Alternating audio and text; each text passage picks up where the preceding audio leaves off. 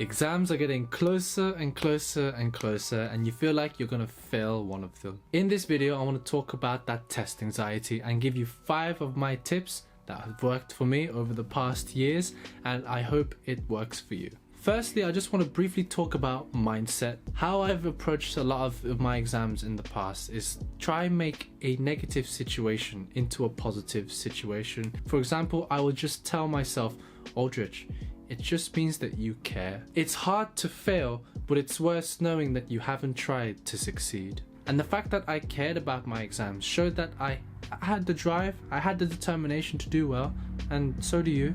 Alright, yes, I know you're still feeling that test anxiety. This isn't something that we can solve overnight. Unfortunately, this is something that we have to face before it gets a little worse, but it can get better. And that leads me on to my first tip, and that is to have a study plan. No matter if you're cramming or throughout the whole year, right?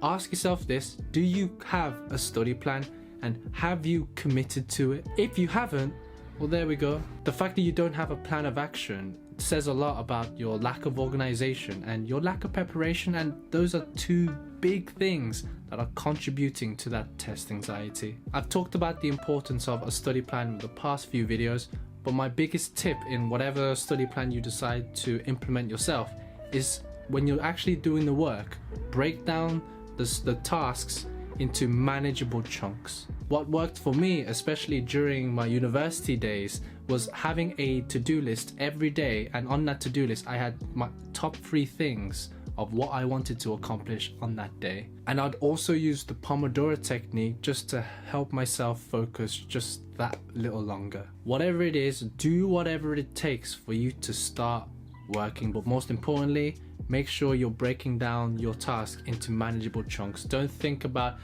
your workload as a whole, just zoom into each topic one by one by one by one, and trust me, just think about planting 1 brick at a time. That puts you in the mind frame of getting as much work done.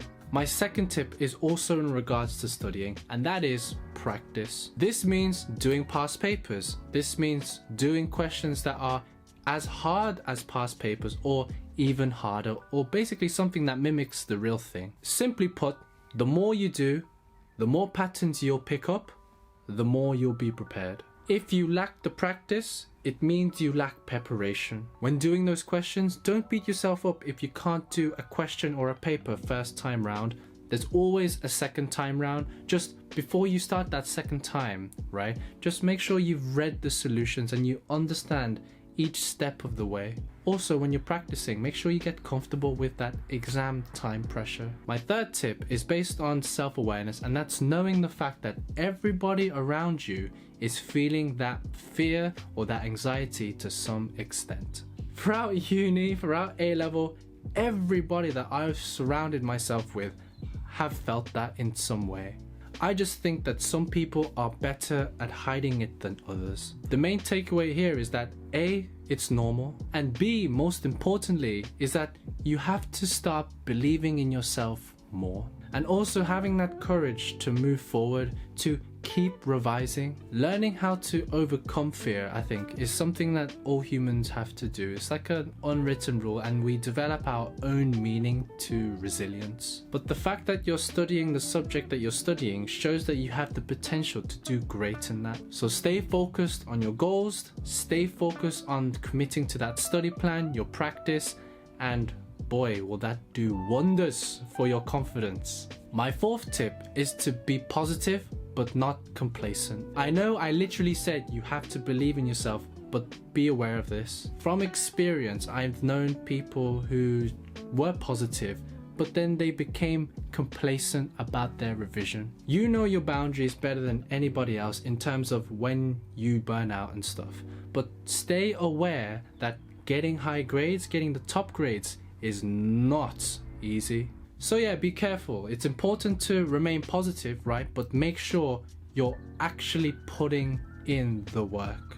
My 5th tip is don't neglect self-care. Oi, self-care, man. This is something that should have been taught in school, yeah.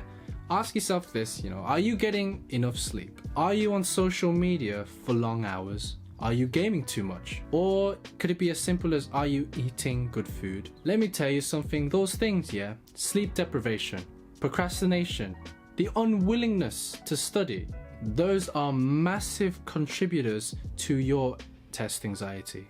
Those fundamentals, getting 7 to 8 hours of sleep, staying hydrated, eating decently, but when you're revising as well, if social media is a problem, you have to put your phone away when you're revising. Like, doing those things does wonders for yourself. Yes, it's important to revise, but if you're in a position that you're burning out, you have to prioritize that. How I like to think about it is that your brain and your overall like well-being and stuff is like an engine to a car.